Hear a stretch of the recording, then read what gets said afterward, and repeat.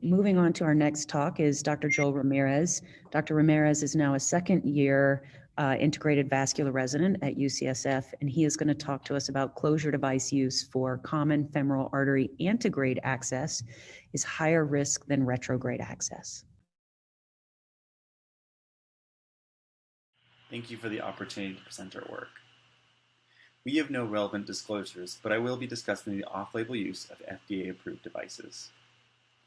Although retrograde femoral access is more commonly utilized, lower extremity disease may be safely treated with ipsilateral femoral artery antegrade access. Antegrade access plays an important role in patients with a tortuous aortic bifurcation, prior aortoiliac bypass or stenting, or tibial disease. Although antegrade access can be more technically difficult than retrograde access, they have been reported to have a similar incidence of access site complications. Arterial access closure devices allow for expedient closure, avoidance of prolonged manual compression, shortened procedure time, and improved patient satisfaction. Although an abundance of data exists supporting the use of closure devices for femoral artery access, few studies have directly examined how they perform in antegrade versus retrograde access. This may be due to the fact that the IFU for most closure devices indicate their use only for retrograde access. While there are considerations depending on the closure device, many closure devices should perform similarly regardless of access orientation. A previous study from our group demonstrated that when compared to manual compression alone, the use of a closure device in antegrade access was associated with decreased odds of access site hematomas. Given the demonstrated protective effects of closure device use for antegrade access compared to manual compression alone, we sought to compare access site outcomes between retrograde access and antegrade access after use of a closure device. We hypothesized that closure device use for antegrade access would not be associated with an increased odds of access site complications compared to retrograde access. This was a retrospective analysis of the SVS VQI infrainguinal peripheral vascular interventions database from 2010 to 2019. Our outcomes were access site complications as defined in the VQI. Our primary outcomes were development of an access site hematoma, stenosis, or occlusion. Our secondary outcome was development of an access site hematoma requiring an intervention, including transfusion, thrombin injection, or surgery. Consistent with the SVS VQI device identification policy, the identities of the individual closure devices were blinded. The following closure devices are recorded in the VQI, but our analysis was constrained to examining closure devices as an aggregate variable. Hierarchical multivariable logistic regressions controlling for hospital-level variation were used to examine the independent association between closure device use and access site complications.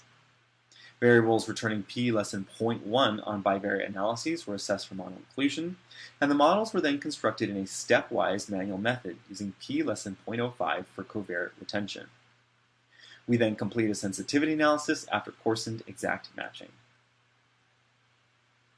We queried the PVI database from 2010 to 2019. Patients with multiple upper extremity, distal lower extremity, or unknown access sites were excluded, which left us with patients who had femoral access. We then excluded patients with retrograde to antegrade access, antegrade to retrograde access, and patients who had a cut down or did not have access closure using a closure device. The resulting cohort was then divided into whether access was antegrade or retrograde.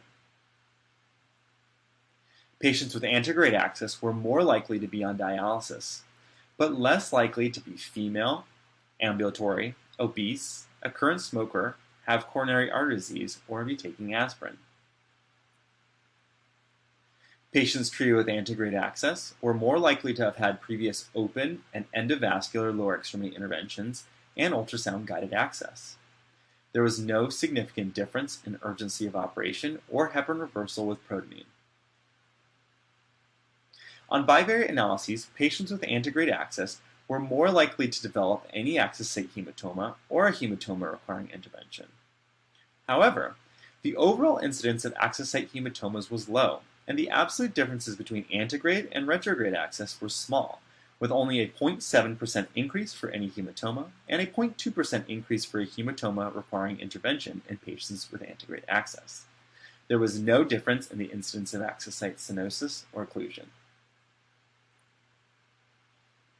After adjusting for the variables noted in the subscript, antegrade access was associated with a 46% increased odds of developing any access site hematoma compared to retrograde access.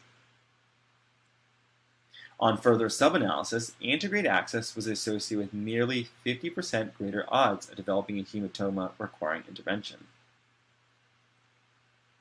Similar to the bivariate analyses, there was no significant association between access orientation and access site stenosis or occlusion, although there was a trend towards increased odds in patients with antegrade access.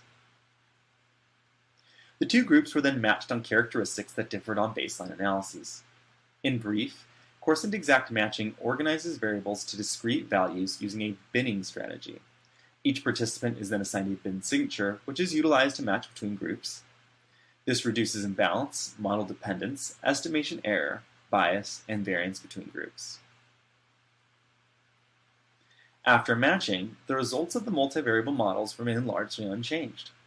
Antegrade access demonstrated similar increased odds of developing any access site hematoma or a hematoma requiring intervention. There are some limitations to this study.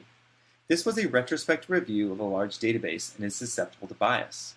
The VQI collects data on failed closure device deployment, but it is very poorly reported and was not included in the study. Therefore, we cannot report on the success of device deployment. Due to the VQI device identification policy, the identities of the individual closure devices were unable to be determined, and analyses were only able to be completed using an aggregate variable. The analyses of access site stenosis or occlusion are likely underpowered. An access site stenosis or occlusion may be underreported since it may not present acutely or be initially symptomatic. In conclusion, we report that the use of closure devices for femoral access is associated with an overall low rate of access site complications. However, there is an increased odds of access site hematomas with antegrade access, which should be considered during preoperative planning. Lastly, given the overall low rate of access site complications, the use of closure devices is appropriate, although careful patient selection remains warranted. Thank you. Well, thank you, Dr. Ramirez. I think that was a really well-delivered talk. And I think there are a lot of questions that can come from this. I think one of the questions is in these patients that had antegrade access, are they really the same as some of these patients that had retrograde access? And you showed that there were a lot of differences. They were more likely to have prior treatments. Do you think that it's the scar tissue maybe in the groin that maybe increases the risk? Or what are some of your thoughts on that? Yeah, thank you for the question, Dr. Humphries. I think that's an excellent point. And we do see that the patients undergoing antegrade access were patients who had previously undergone multiple procedures, had previously undergone bypasses, other PBIs. And so I do think that these patients do represent a higher risk population. I think it's likely that their groin has been accessed before, either open or endovascular. But I think that in my mind, I kind of take away almost more comfort from that, because I think the differences that we saw were very minor. I think our absolute difference for any hematoma was 0.7%, and our difference for a hematoma requiring intervention was 0.2%. So although I think these differences were statistically significant, their clinical significance, I think, may be questionable. And so I think they are very different populations, but that to me was comforting. No, you're right. It's always interesting when you're doing one of these studies with large numbers of patients from a database where you can find everything statistically significant, and you really do have to start looking at the clinical significance of it. Were you able to look at sheath size at all and see if the sheath size mattered in this cohort? I don't know if I saw that. Yeah, so we did look at sheath size. The sheath sizes, the medians were the same between the two groups, 6 French, but I believe it was statistically significant in our actual model, but was adjusted for. And then did you have any increased length of stay? Or I didn't particularly pick up on that either, if these patients maybe had more cost associated with their treatment because of increased length of stay. That's also a great question. We didn't specifically look at length of stay or overall cost. So it's hard to say whether these hematomas or post-op hematomas resulted in an increase in either of those, although it's, intuitively it seems possible. It is disappointing, of course, that you can't tell which device was used. I think a lot of us would kind of have a little bit of a question about that. There is one question that came in from Jason Kim. And were you able to determine if anticoagulation was reversed prior to the closure device use or an ACT level prior to the device? Do you know? We do not have an ACT level, but we were able to examine the impact of the use of protamine, so heparin reversal, and so it actually didn't change the outcomes at all. So it was included in the model and was examined in our unadjusted analyses. Same with aspirin and other anticoagulants. And in your center's experience, is there a preferred closure device? And is there a device that may cause more issues? That came from Justin Kane. I think it's a great question. As a second-year resident, I can't claim to have a lot of experience with Antegrade Access or closure devices. I would say that the one that we use most commonly for PVIs seems to be the Star Close. And I think this gets down to a great question: is does device impact this? And I think that's a really core question, because I think the devices that we're looking at are all very different kinds of devices. I think even if we were to get the devices unblinded, my concern would that we would be extremely underpowered to really identify any differences. I think the best that we could hope for would be able to, at least put them in smaller bins. So collagen mediated versus suture mediated, something like that, I think would probably be the best that we could do. Yeah, I think that comes to Dr. Corrier's question, where any insight into why maybe the VQI doesn't allow us to have that data seems like it sort of diminishes the value of that data set. Yeah, I agree. It is part of their device identification policy. And so I'm not sure if we had previously discussed with them the possibility of getting unblinded data, and that it seemed unlikely.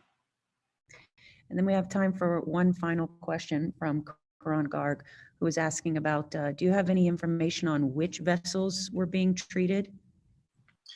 These should all be common femoral, but with that being said, I think that's all operator dependent.